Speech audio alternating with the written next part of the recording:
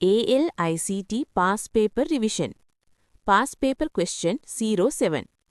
6.88.816 දශම අගය කුමක්ද?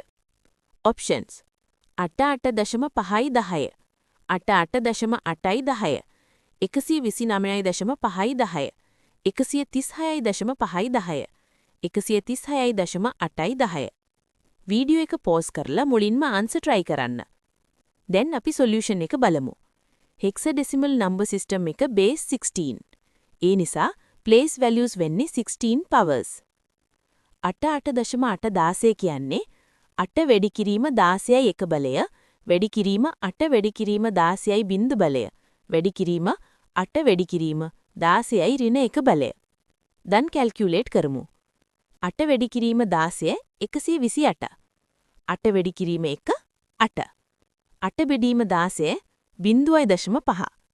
දැන් මේ වැලියුස් එකතු කරමු.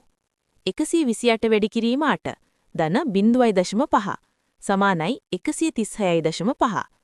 ඒ නිසා 8.8.816 ඩෙසිමල් වැලියු එක 136.510. නිවැරදි පිළිතුර ඔප්ෂන් 4 136.510.